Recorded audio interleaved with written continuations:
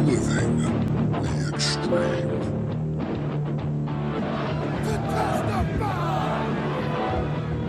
My name is Bubba Ray Dudley. I don't need a weapon. My hands are my weapons.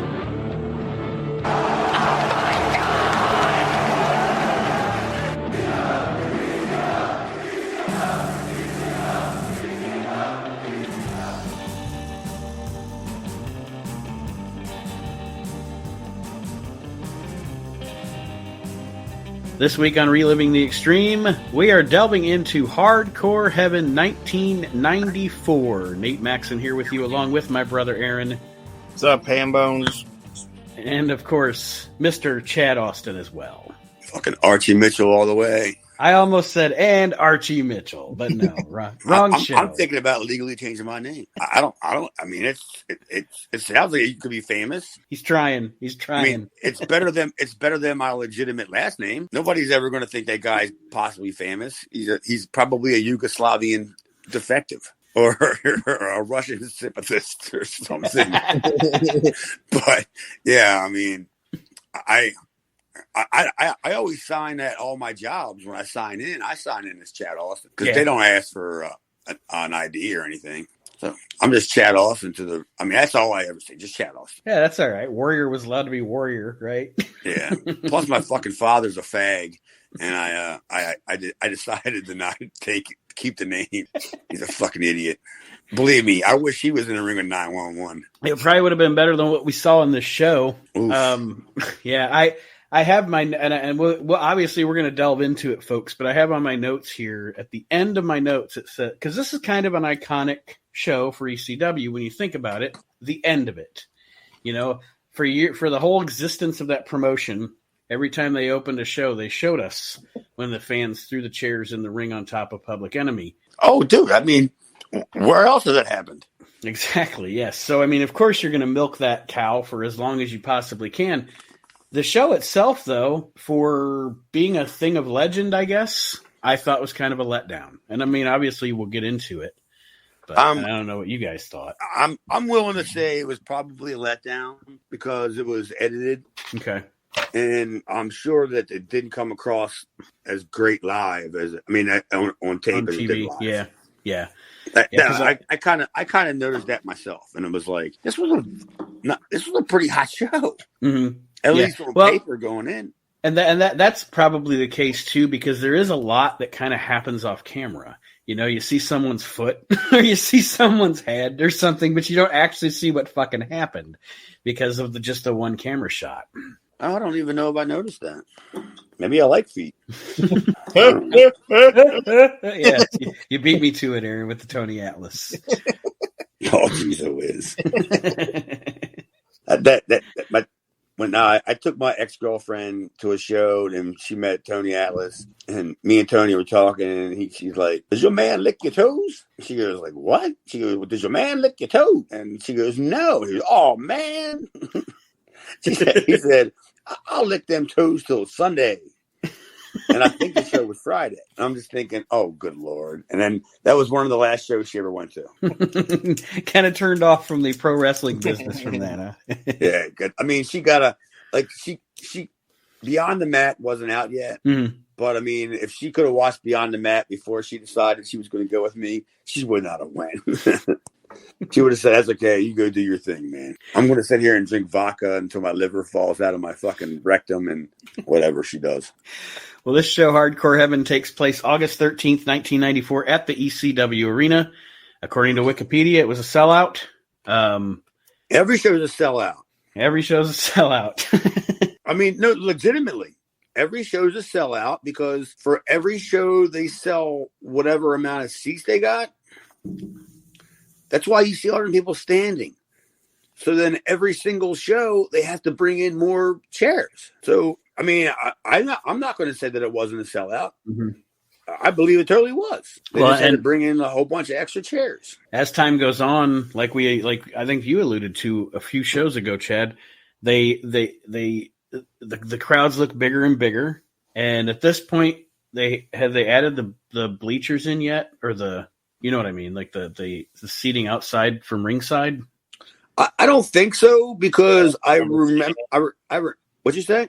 I don't remember seeing it. It just seemed like the crowd was just flat, like not flat, like reaction wise. I mean, I didn't see anybody above other people. Well, I remember the reason why I say I didn't think that they had the bleachers in there, because I remember seeing people walking by in the background, going to their seats.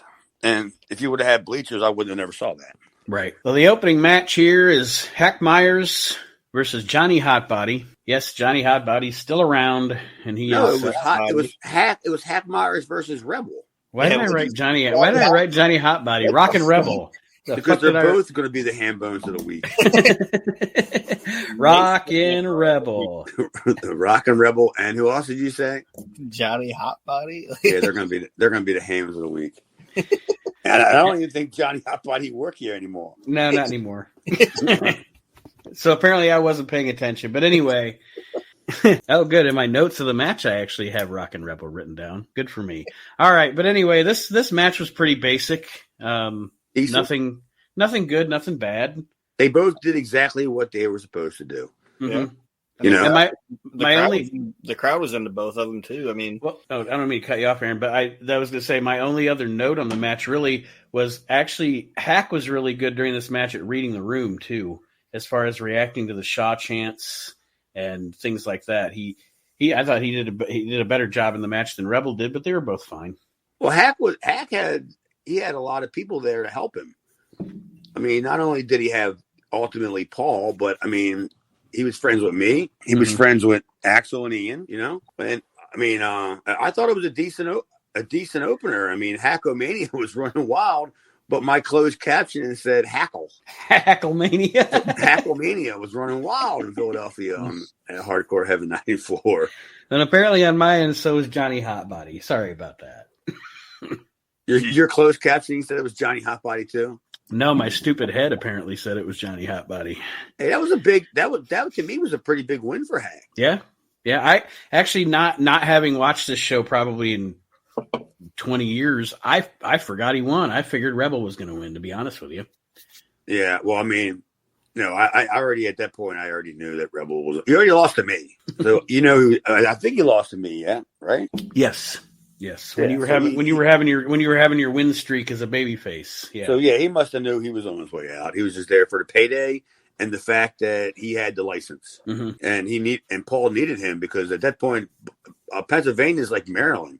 They only allow so many people to have promoter's license because they don't want any Tommy Fierro, jabroni out there just running goofy ass. You know what I mean? Yeah. Plus they somebody realized you can get paid for it. Whose license did they use after Rebel? Did Paulie finally get one, or did Gordon get one?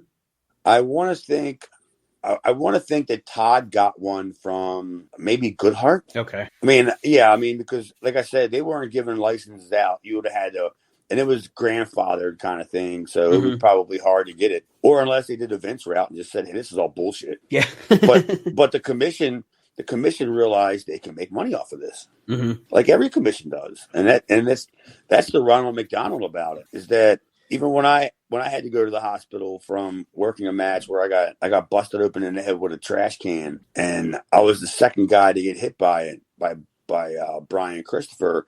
My partner was the first, so he dented it. But when he dented it, he created a sharp edge. And Brian didn't really spin it around, and he kind of just hit me, and then boom, we were laying on the ground, and he looked at me and he goes, "You're bleeding." And I looked down on the ground, and I wheel you it. And then I tried to turn. There was $125 bill. I tried to turn it into the State Athletic Commission, and they told me they weren't going to accept it because it happened outside the ring. And if you read the Maryland State Athletic Commission rules, it's fucking 1956. Like literally, I mean, it's that bad. That's the rules that they still basically apply by unless you pad the pocket. That's funny because when you're telling that story, that's in one of Foley's books. He's talking about I think he was fighting Vader or something, and Vader threw him into the guardrail and it busted him open, and he wanted to get checked. He wanted to get free medical treatment for it or whatever, and the athletic commissioner was like, "Oh, that happened outside the ring," and Harley Race was like, no, it was a headbutt. You know, like in his Harley race voice, he's like, it was a headbutt. Yeah, And he would like, know how to work Harley, it, right? Come on, Harley, you know it was the guardrail. And Foley said that guy, Harley looked right at that guy and was like, it was the headbutt. Yep. I was like, yep, it was a headbutt. That's what the guy said. That's what the guy repeated. Dude, he could have been concussed and ended up looking like, I don't know, Rocky Dennis. You know, his brain could have swelled to where he looked like Sloth from the Goonies. It was a headbutt. Yeah, dude, it sucked, man, because they'll take your money, but they won't do nothing for you. And then once a year, you got to get a physical. Probably That's pay for that too, huh? No, I think it's another $40 because I think the promoter's got to pay for a certain percentage of it. Okay. And then I cover the rest of it because they do them all at one time, kind of. You know, every time we go in there, I always go over to the sheet that our state athletic commission guy had. He's was a buddy of mine, and he had one of them old school printer papers, like a stack of them that had everybody's name, everybody's real name, everybody's address. Oh, like the old school like dot matrix paper where it's all connected together. Where you tear the little ends off. Yeah. I was just going through it, going, "Wow!" Like he had everybody's name and address. And Jimmy Cicero. What? No, I don't think he was on that. The next match on this show, speaking of Chad wrestling, is Chad Austin against Tommy Cairo. It was okay. I actually put down here that Tommy, and this isn't even me because you're on the show saying this. Seriously, you were selling well and stuff, but Tommy looked totally uninspired during this match. I don't think his face changed. Well, why would you think he looked uninspired? Well, all right. So they replaced him with Tommy Dreamer in his feud with the Sandman, pretty much. And do you think he saw the writing on the wall? Yeah, and he was told that he was not going over on this fine evening in Philadelphia. Yeah, that's exactly what it was. Well, you got a WWE network music treatment. Do you remember what you actually came out to? I don't think I had music. Well, they added some music then. Yeah, if I did, it wasn't anything that I picked. And back then they weren't using that dude. Mm-hmm. They were still using original music, right? Yeah. So yeah, it would have had to have been either something that the guy picked. That guy was pretty cool, actually. The Music Man. Mm-hmm. Yeah, he was pretty decent. Because he sat up on the Eagle's Nest, like on that stage. Okay. And you could walk up there and just sit there behind him and watch the show. Mm-hmm. You know. And so he was cool. I mean, he was a pseudo mark. He wasn't a big mark, but you know he liked wrestling, but his main deal was being a DJ. Wouldn't he announce like during intermission that if anybody was having a wedding, a birthday party, a bar mitzvah, a coming out party, I bet you he would be the guy that would be doing it, promoting his mobile DJ business. He's got his trailer sitting out in front of the arena so you can see his phone number and shit. Dude, he actually did because he had a lot of shit. Put your name on. That was the time when they actually, I mean, I want to say started having money or spending money. Mm-hmm. I'm not going to say they had it because we all know how that fucking went. But I never had a check bounce. The finish of this match, well, let's see. Tommy misses a move off the top rope. Chad hits a sunset flip. Tommy, about that bump that he takes into the corner. You can go right ahead. That was fantastic. You took that bump in that corner and got stuck. That was really good. I stole that. I know I stole from somebody, but I want to say maybe it was Waltman. Sounds about right. Yeah, like a 1991 or 92 like Minneapolis independent show kind of thing. Yeah, I really like that because I remember he did it in the WWF. Yes, he did it. He did it. I think in at least one or two of his matches with Jerry Lynn in the GWF too. It was a great bump, and I knew I knew I could take it safely. I mean, I thought I took good bumps for the guy. Oh, absolutely. Like I said, I have here, Chad's bumping good, Chad's selling good, Tommy's uninspired. And like you said, obviously we know why. But how about that backdrop he gave me? Like I always took pride in I never took a standard backdrop because it was all just bullshit. You know what I mean? if you see everybody doing the same like bump, but no, I would always either try to flip all the way over, flip to my side, flip to like make it look like I was trying something. And, you know what I mean? And he got me, so I felt awkwardly because it doesn't hurt. The ring doesn't hurt that bad. It ain't nothing you can, especially when you're in the middle of a match. And really, regardless of how the move looks or not, once you're in the air, you're in control of yourself anyway, right? Unless Scott Steiner's throwing you around and he doesn't. Well, I want to say you probably got to set yourself up for that. Mm-hmm. You probably got to set yourself up to how you're going to take the bump. Because my job was to make the guys look good. Right. I did my best to make Tommy Cairo look good, and I wrote it was okay. And Chad, I said I totally took good bumps. And I won. Chad wins with his feet on the ropes here. Of course, your ever so wonderful manager at the time, Jason, was not at ringside because he is about to be in the next match against Mikey Whipwreck for the ECW TV title. I'll let Aaron take a lot of notes. Yeah, I don't either. I do have a note here that some fat lady, some fat lady gave Jason flowers at ringside. Some fat lady in a mask, unless it was a fat guy in a mask. I don't know. That was the fat man that was a fat man in a gimp mask. Oh, good Lord! Archie Mitchell was there.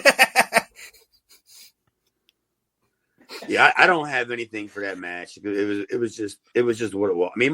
Mikey was so good at getting beat up. Yes. Because I guess most of the time, like me, he really was. And that whole look on his face when he would stand there and look like he knows what he's about to get into. That's probably half shoot. Yeah, I have here. Mikey does some great hope spots in this match. The crowd loves him. They're just eating it up. Joey's kind of funny on commentary during this match, too. You remember where they said Jason's from? No. Europe. Oh, well, I actually should have known that. They say, from Europe, Jason, the sexiest man alive. From Europe, New York? He's just from all of Europe. Yes, he's ambiguously from Europe. Yeah, he's ambiguous, all right. Oh, yeah. I don't know. I ain't going to go there. But Aaron, your notes on the match or anything about it before I get to the finish? Because like I said, I was actually more focused on, again, Mikey with his spots and everything. And Joey, I thought was funny on commentary here too, talking about how buying everybody drinks and, Jay Sully? Yeah. Fake Jay Sully that never showed up? Mm-hmm. Why do you think they did that? I wonder if it was just Paulie and or Joey just ribbing on Jay Sully, maybe. Like being a drunk? Because remember back in the old shows where he was all sweaty and and he'd be hanging out with Eddie Gilbert on like Bourbon Street or whatever it is, Beale Street. Fucking hammered with him. Yeah. So that's probably just the rib. Red nose, bags under his eyes. Because I think Sully was still there. I think he was a stooge or something. But I never met him. Because I know I've seen things where he's things, but after this that I've watched where I've seen him up in the Eagle's Nest. No, maybe he worked in the back. Production wise. Yeah. Because he didn't do anything with the boys. Because he was never on the show that I was on. And what was the deal with the Pitbull run in? Is that because they were Jason's guys? Yes. Yeah. Oh, because I didn't make that correlation. I'm like, why are the Pitbulls just running in out of nowhere? Yeah, they're part of your faction. My faction? Yeah, you're in this. It's the Rockin' Rebel, Chad Austin, and the Pitbulls. Well, at least I know where I stand. Managed by European Jason. Yeah, I know where I stand. I didn't even know I was in it. How much am I giving Jason? Am I giving him, 10%? It's a matter of fact, I'm still paying him off. But you can Nate, you can just talk about the finish because the finish of this thing is fucking stupid, I think. Yeah, I didn't get it.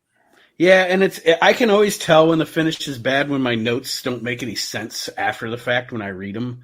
Because, you're trying to write a note about something that, okay, how do I make sense of something that doesn't make any sense? Of course, the stipulation of the match was it can't end by disqualification. So, or count out. Yes. There's a chair brought in the ring. At some point, Mikey cracks the referee with the chair, but then he pins Jason. But then they announce Mikey is the winner. But then the Pitbulls come out and attack Mikey, and then Jason pins Mikey, and they announce Jason is the winner. And that's literally, I don't know how to describe it other than that because that's literally how it went down. It was so confusing. I guess it was I don't 24/7 rules. I don't know. I'm surprised they didn't have Jay Cargill run out. Good night. Yeah, I don't have a lot of notes other than the fact that I have a bunch of questions. Like, what the fuck's going on here? And at the end of this chaos, Jason is the new ECW TV champion. Like, I don't know. Jason went over? Yeah, but Mikey went over, and then they announced him, but then they were just like, oh, never mind, that didn't happen. And then they just had Jason get a pin from help from the Pitbulls. I don't know if Jason's dumbass forgot to kick out or something. They wouldn't be surprised. And the timekeeper didn't fucking realize it. Oh, you have to go back then. You have to go back then and look for a certain spot, like prior to that, where either the referee is like leaning over and talking in Jason's ear or somebody, because they know that could have happened. That could have just been a spot that went awry. Mm-hmm. Like, that's what what make a lot of sense to me. Like, when I saw it, I was like, I think Jason forgot to fucking kick out. Oh, that makes total sense. He's like, he's so used to getting fucking pinned that he's just like, yeah. It's like muscle memory. What did Joey Styles say for the last 8 years? Yes. What did he say? He had 5 wins in the last 8 years. Unbelievable. So directly after this, as the Pitbulls are in the ring, Tasmaniac and Jimmy Snuka come out to make the save for Mikey, but they are supposed to be having a match with the Pitbulls, and that match just starts here. And I have no idea why they let Jimmy Snuka get the pin in this match. It's not even really a match. They come out, Taz kind of hits one of the Pitbulls with a T-bone suplex. Jimmy Snuka gets the Superfly Smash off the top and makes the pin. The Pitbulls are beat in record time, and Jimmy Snuka gets the pin. So this did nothing for anybody that's going to stick around in this company. Other than the fact that I'm pretty sure I'd willing to bet any amount of money on it that Paul still owed money to Snuka, and he was promising him, if you do this, he'll get your money. And I'm also willing to bet that he probably didn't get his money. Didn't get his money. But don't we have I don't have any other notes on this. No, I don't either. It was quick and to the point, and it's over. Aaron, you have any comments on this before we move on to our next debacle here? No, it was stupid. Yeah, but we have an old boy match coming up next. The next match is the world famous Mr. Hughes. Big Cat. He's dealt with Luger, he's dealt with The Undertaker, and tonight he's dealing with 911. And the best part of this match is Shane Douglas introducing Mr. Hughes. They've been building to this, and given the abilities of the two men, this is exactly what they were building to. This is a plotting match, nothing happening. The 911 wins with a choke slam. That tells you the future of Mr. Hughes. Yeah, I think he's on his way out here. He has to be. Because I think we're not too far off from. Obviously, I don't think he's around. He's not even around Douglas when Douglas throws down the title. I don't believe. I think he's gone by then. So I'm sure he was. And the word that I got, and I don't know about anything, is that he was working for like $250 or $300 a night, and he's coming off a WWF run against Undertaker, and he's making $250 or $300 a night. Mm-hmm. That just tells you the state of affairs of where his career went. Right. And what he was into recreationally. A bit of a bridge burner, too, I guess. Oh, yeah. That too, because, I'm sure everything was over money. Mm-hmm. And I'm sure he agreed to come in for a certain amount. And then when he got there, he got a certain amount. But then he probably tried to hold the guy up for another 100. Yeah. Because the old guys, I don't know how you consider him an old guy, be like, yeah, but look at the house. It's sold out. And back in the 70s and 80s and stuff, if this house was sold out, you would see even in the 90s, you would see a bump on your paycheck. Mm-hmm. If the guy made money, then everybody made money. But aren't we coming up on Curtis Hughes? Curtis Hughes is bringing the August 1993 edition of WWF magazine with him, so he can be like, "Do you see me holding the urn? I got the Undertaker." Yeah, that's his negotiating binder. That's his platform that he's. That's his hill. That's his hill he's dying on. I haven't seen his name in a long time on a result. Well, 911, which wins this plotting thing with a choke slam. And then Shane Douglas decks Paulie here. And 911 choke slams Angel.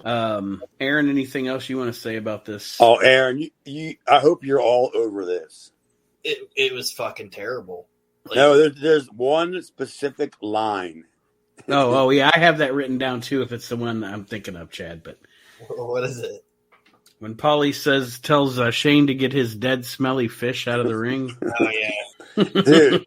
I mean, I had to write that quote down. That was brutal. Funny because it's true. Oh, I bet you. I mean, she wasn't around. That could have been it for her, probably, right? I don't. Well, we lost Aaron, but I'm sure. Oh, your picture ain't. Is Angel around like way later, like in some? I don't know.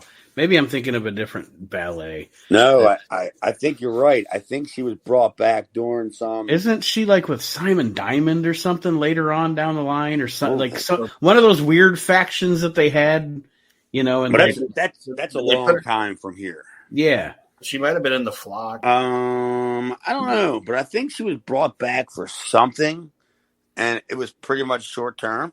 Mm-hmm. Yeah, I don't think it was anything that they had planned to do, like to bring her in. I don't remember, but I do remember seeing her later.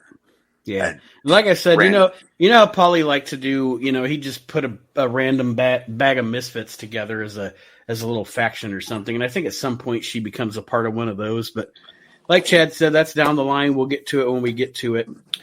The next match, once again, underwhelming. It is Sandman with woman against Tommy Dreamer. And Aaron? It was what it was. They didn't do anything. But underwhelming. You got underwhelming. It was what it was. and I'll just say it was so-so. But go ahead, Aaron. I think they went into this thing thinking that it was going to be like the climax of the feud or whatever, and decided they wanted to keep going with it. So it was just kind of, oof. It wasn't you know what I'm saying? Like I think they went in thinking now this is going to be the blow off, but they're like, we want to keep going with it. So let's just come up with some convoluted bullshit. Well, I agree with you because they really don't even have a match. No. Yeah, you're right. It was more of a conversation. Mm-hmm. But goddamn, does Sandman wear a Dreamer out with that damn cane? Yeah, that you're not shitting there. That's cane started splitting and it started bending. Like, you know, I mean, you guys, I probably explained it on the show. You do know what the gimmick is with the Singapore cane, right? Like how it's supposed to hurt. Yeah, I mean it starts separating and cutting. Yeah, but look at the cane. Look at the Singapore cane in ECW. You'll notice there'll be tape wrapped around. At certain points. Yeah, just to keep the knots. Because that shit. Sandman's not going to take it easy on you with that shit. You know, and Dreamer clearly didn't take it easy on Sandman, and even Bob Ortiz got it. Yes, I can't believe Bob did. I can't believe Bob agreed to that. And they did the right thing. It wouldn't happen, I don't think, in wrestling today. The rest of the show, you don't see Bob. Oh, really? I didn't notice that. Yeah, there's some other ring announcer. I don't know who he is, but yeah, the rest of the show. Tony. I think that's his brother. Yeah, but the rest of the show, Bob doesn't do any of the ring announcing. Smart move by Paul. Mm-hmm. Because somebody in the crowd that was smart enough probably would have, well, before the internet anyway, but somebody would have caught on to that. But yeah, this whole thing is essentially Tommy hides under the ring with a cane so he doesn't get an entrance. He kisses woman, and the ref DQs him very early. And like Chad said, then Bob Ortiz gets caned and the Sandman. And that's all my notes I have on it, to be honest with you. Like I said, it wasn't a match. It wasn't a match. It was just And they did like basically this was them still trying to get people to think that Tommy's like, he's not a pretty boy anymore. He's hardcore.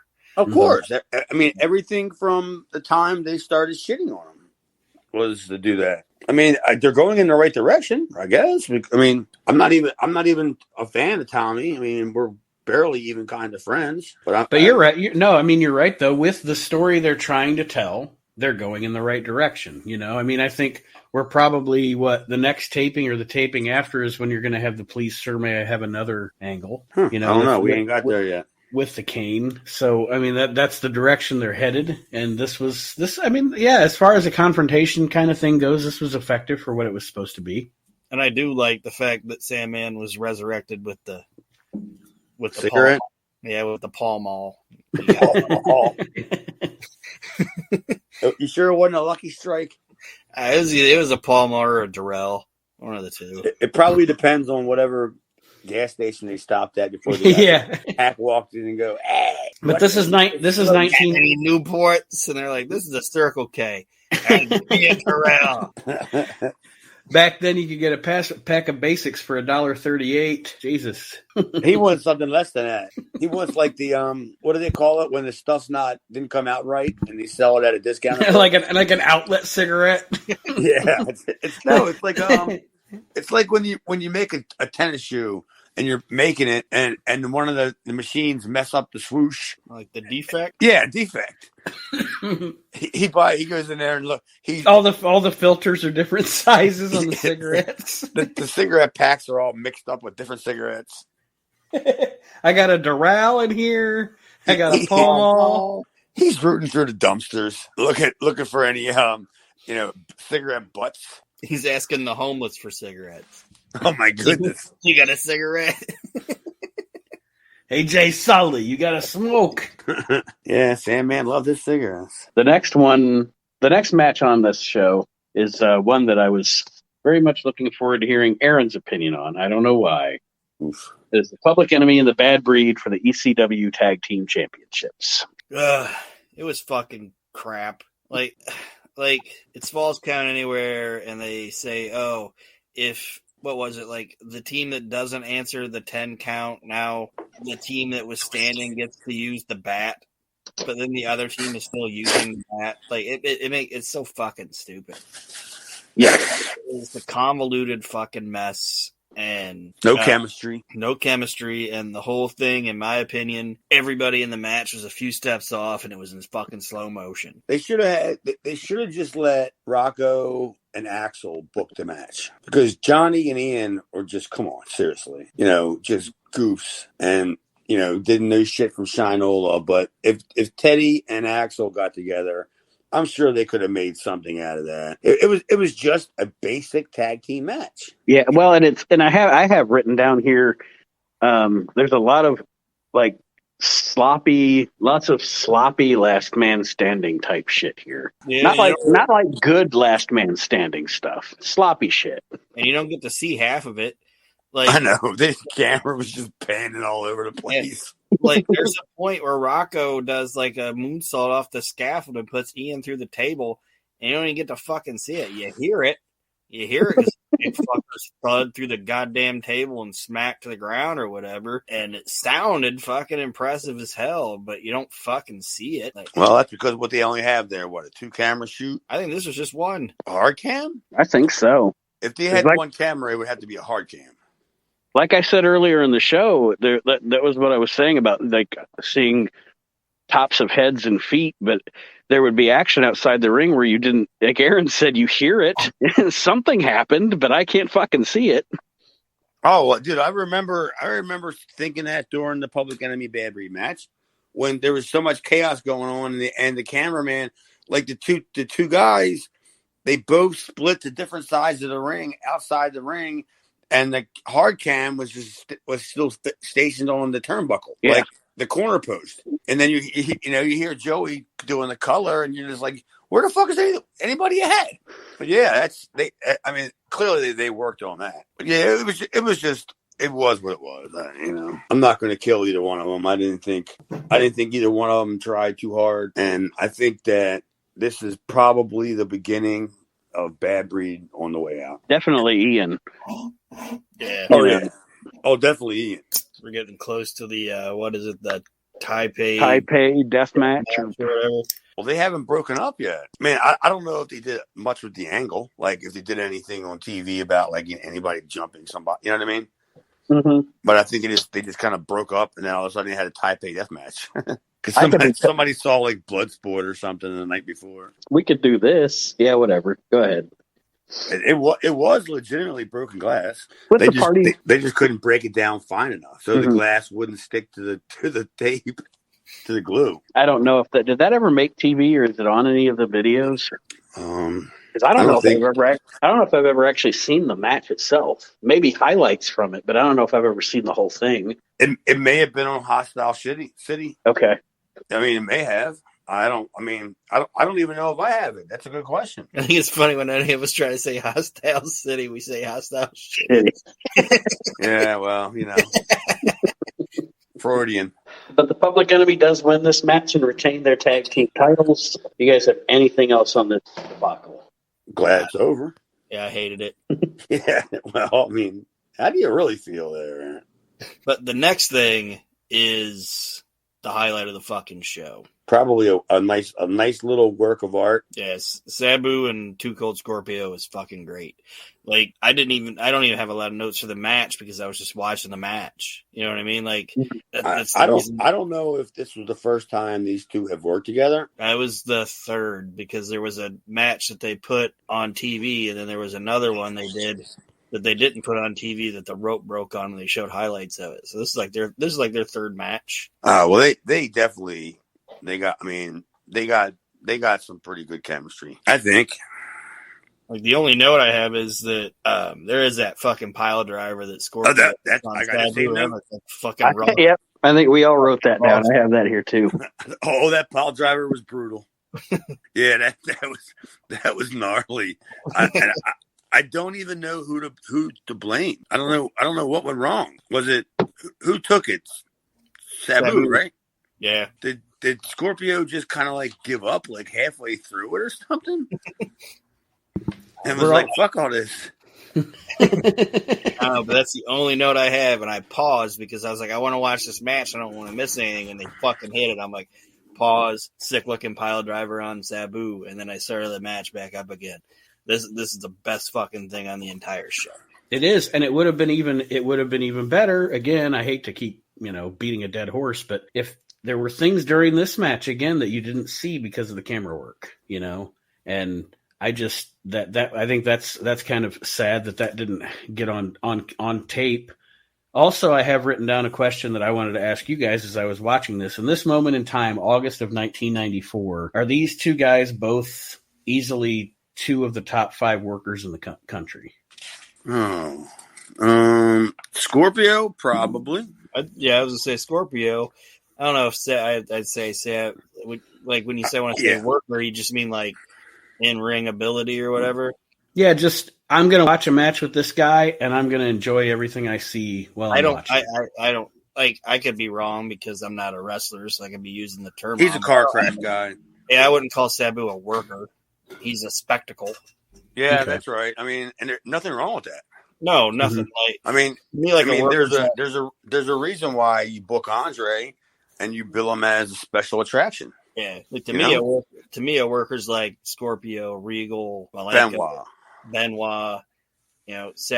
Sabu is like a fucking like, what the fuck is that? You know what I mean? Yeah, like his uncle.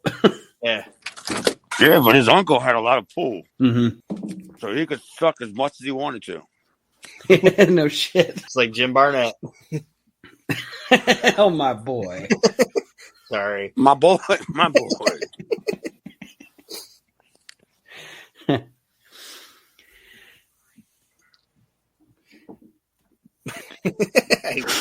feel like I should stop the show. Stop the show, Maxson. Jesus Christ. My boy. Scorpio. When he ran his companies, he saved money with the commission on physicals because he was like, "I'll do them. Don't worry." What's that? Barnett. Oh yeah. I'll check. You know what? I don't think I've ever had that on a physical. Most of the time, it's just temperature, blood pressure. That's pretty much it. I can't remember which state made you piss and all the other shit like that, but it wasn't very many. And maybe Massachusetts. Huh? Maybe Massachusetts? Yeah, I'm assuming anywhere. The only reason I say that is because I have a buddy that grew up in Boston and lived out there till like he was in his 30s. and he calls the place Taxachusetts. Like he's like they tax you for everything. There's an investigation for everything. There's an inspection for everything. You have to jump through hoops for everything in Massachusetts. So that's why when you said a complicated physical, I just gravitated to that state. Well, here in Maryland, we got a weird thing where everything's broken down into categories. Mm-hmm. So you basically get nickel and dime into everything when it comes to taxes. You don't realize, when you get a bill for the trash that it's like $45, right?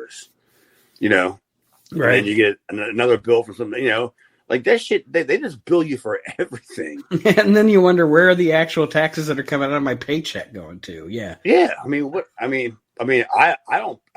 pay tax. I don't, because I don't get any taxes taken out of my check. Mm-hmm.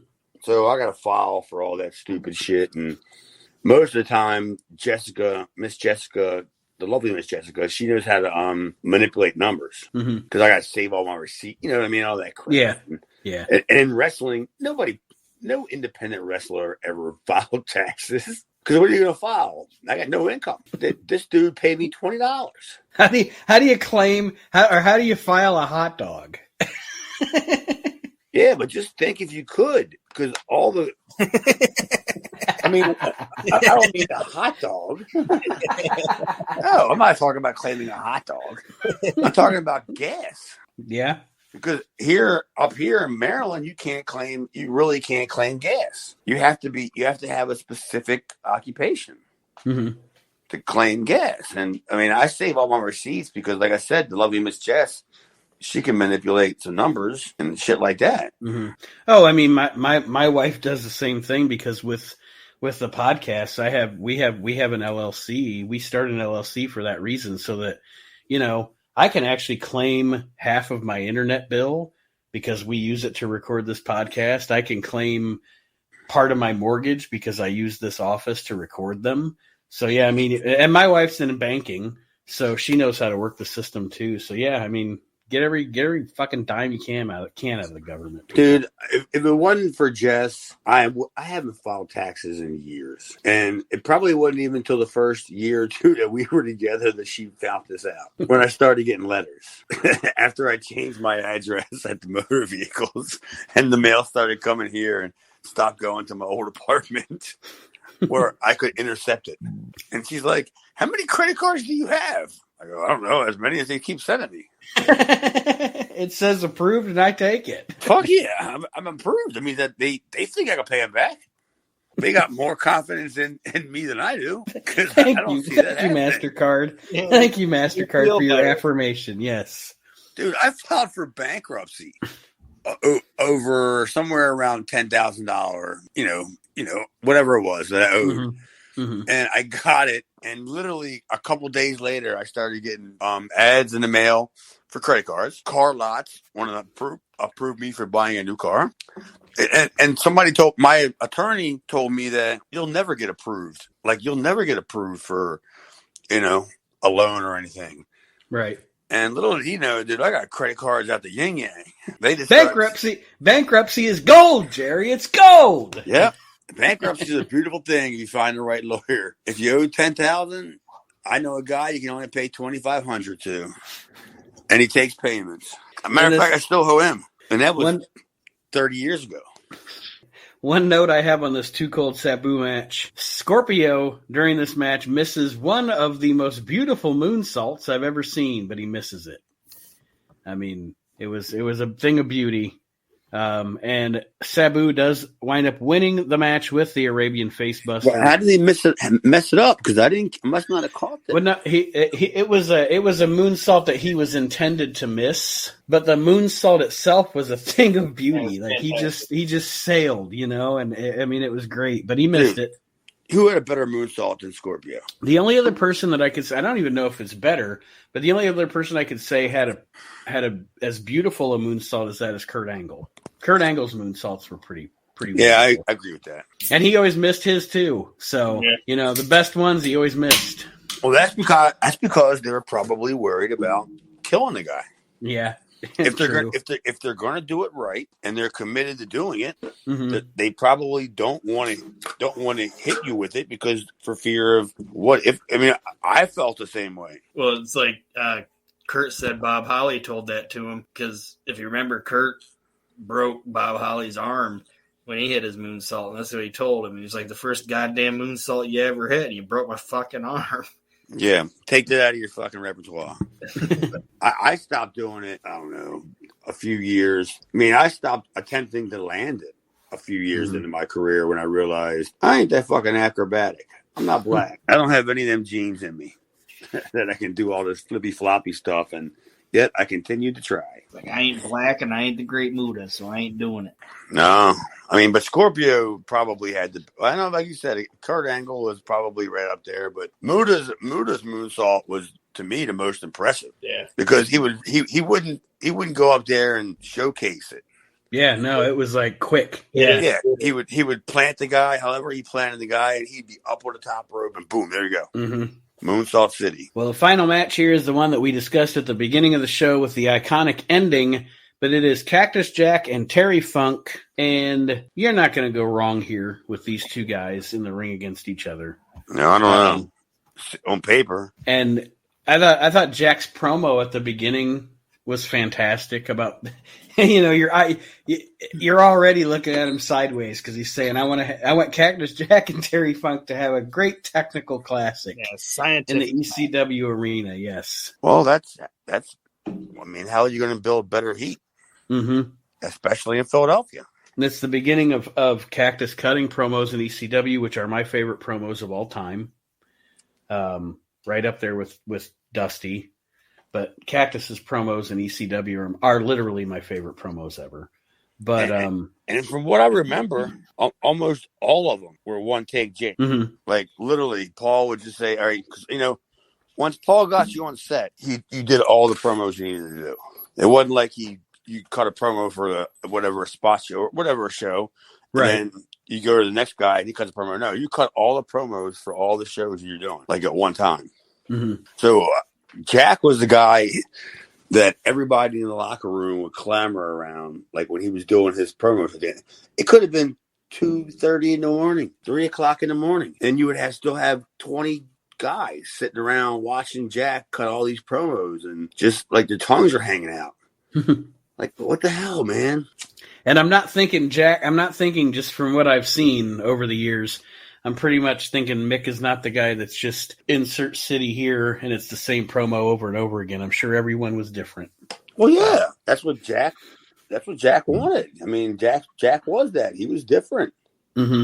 He thought outside the box, He cut promos that made you think, about stuff. And, I mean, wait till we get to the Kane Dewey. Absolutely. Because by then, with the sheets, everybody knew who Dewey was. Mm-hmm. So everybody could understand. It wasn't like just some regular market watching going, who the fuck is Dewey? And the match itself, Aaron, I'll let you give your thoughts. They try to, ECW used to try to do like rally against the machine type stuff, and I understand it. But there's like a point where they're chopping each other and the crowd's going woo. And Joey tries to be like, it's like, it's not senior citizen night here. Like, making that was the wrong. Yeah. And I'm like, Terry Funk's older than Ric Flair.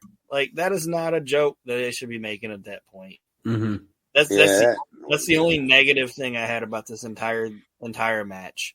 It's just like, don't try to poke something, like poke fun at something that it's like, I just thought, like I said, they were just killing time until probably going to be ran in. Yeah, I didn't know that there was this big ass security guard, big black dude. I think Ray Candy's working security. Throw that now. I don't even think Ray Candy was still alive. I don't think he was either. But Muhammad, whatever his name, Akeem Muhammad may have been. When I saw it, I was like, "Is that Ray Candy?" And I was like, "Yeah, I think he died a couple months before this, but maybe a few years." Akeem Olajuwon, remember them? Yep. Who was their manager? JJ? No. JJ? I thought JJ was their manager at one point.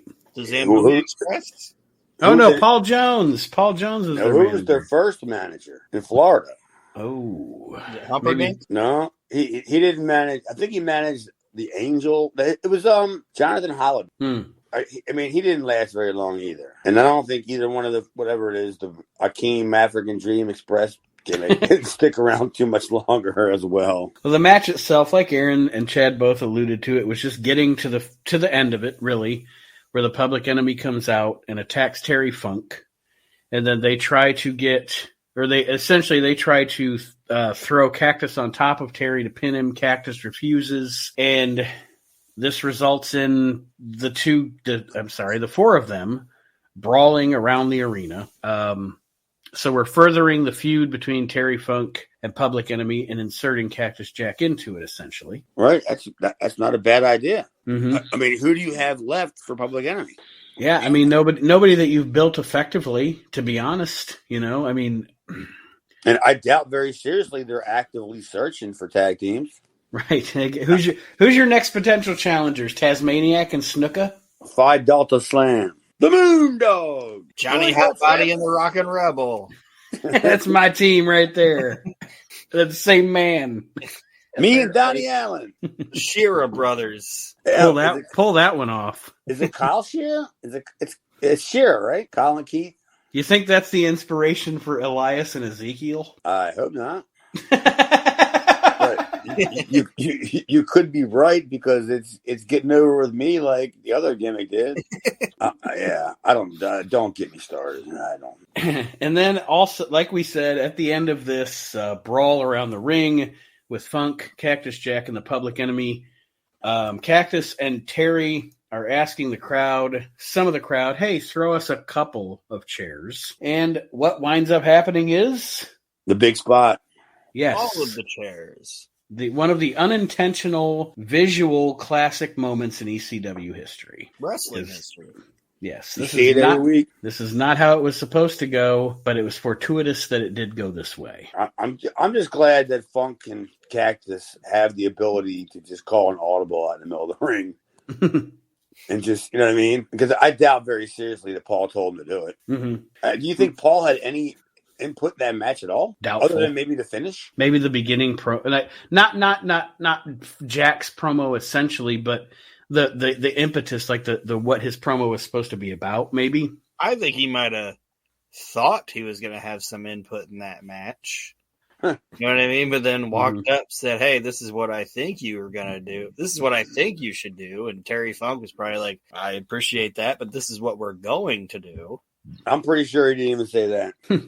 He probably just either nodded, didn't say it, didn't even make a motion, because he already knew what he was going to do. So I guess. He just looked at Paul and gave him his resting Dory face. The lemon head look.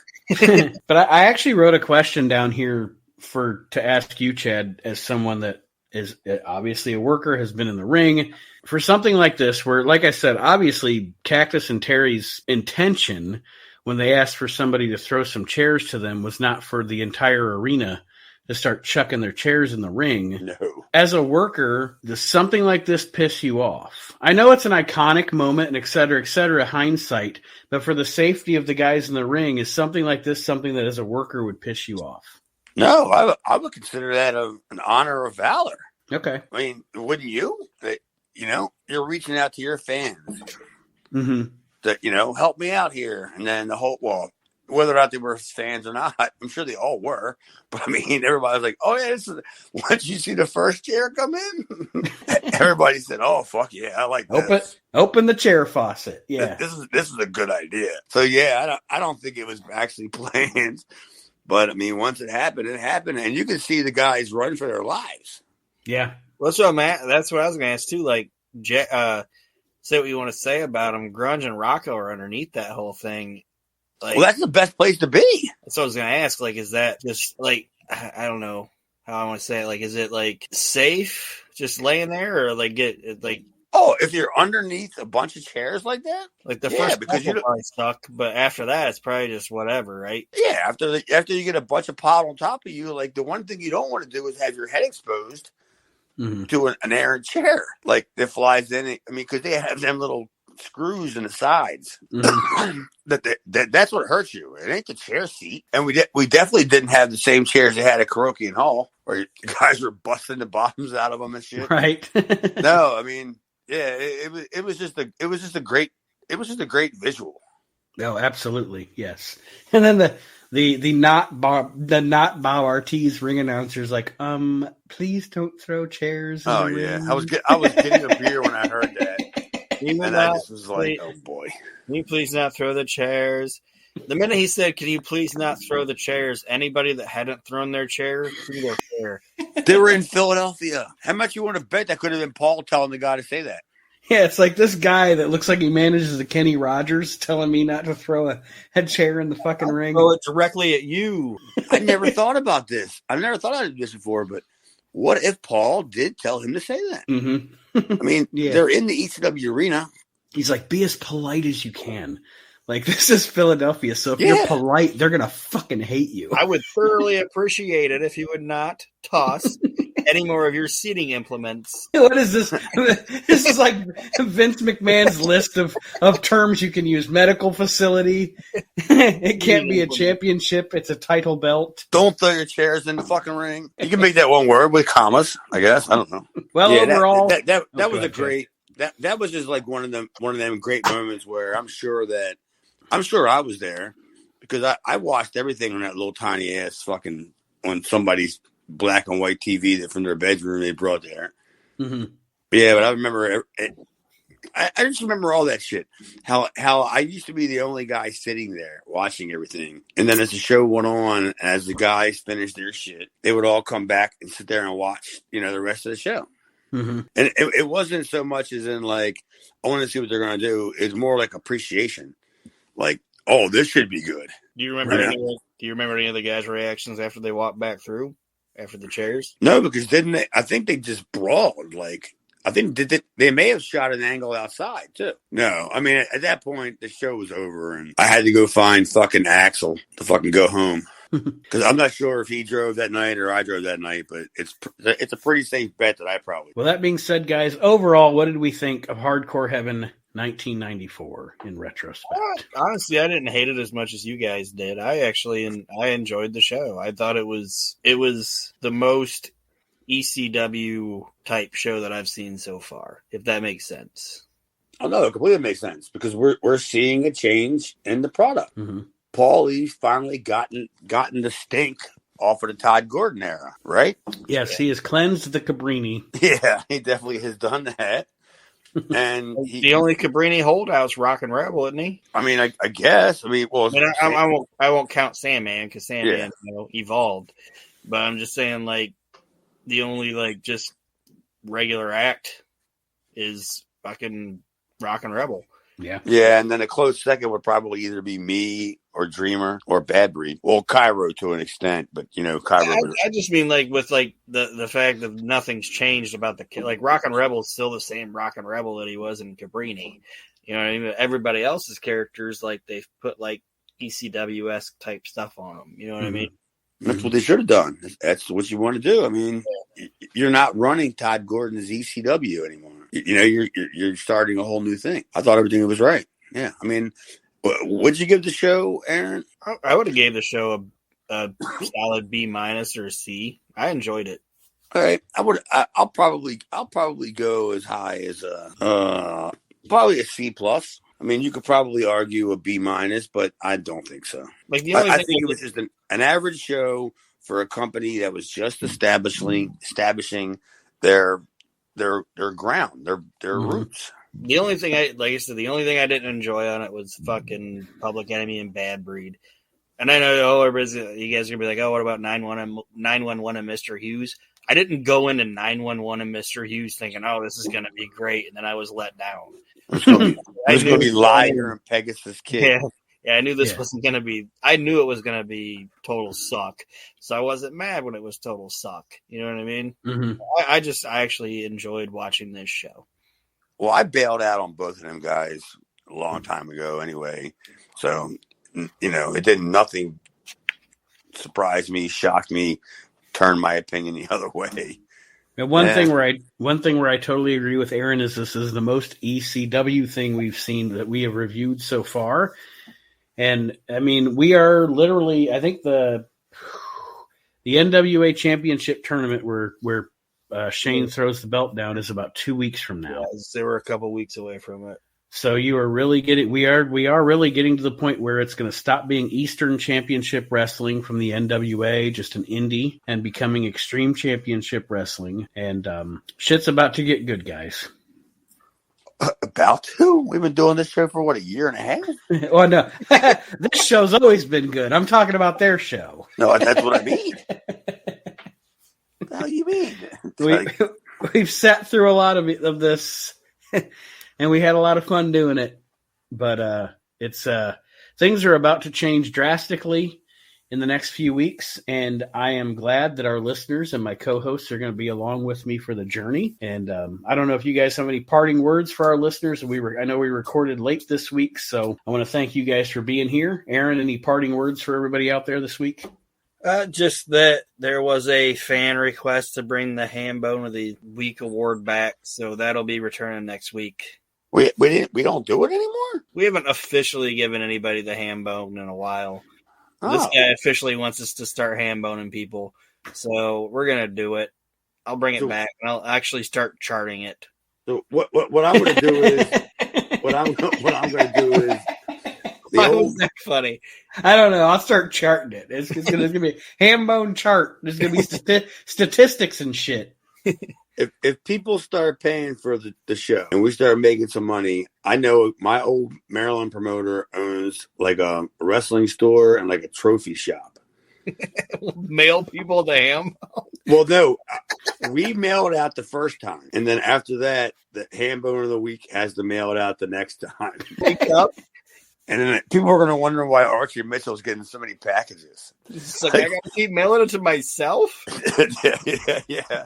The UPS guy is pulling up at his house. Is he married? And the UPS guy keeps pulling up at his house like every week. Archie's wife is like, why is the return address and the sent to address the same address? That's right. Every week. Ham bone of the week. I'm venturing towards Mr. Hughes, though. He's been pretty ham bone lately. He has been pretty ham bone. He actually, as time went on, he kind of replaced Sal Balomo as our weekly running joke. And I'm pretty sure Mr. Hughes has ate some ham bones. Some ham bones. The Undertaker. Thank you for joining us, everybody, this week on Reliving the Extreme. Have a great week, and we'll see you next time around. Reliving the Extreme is a production of Maxson Media, all rights reserved.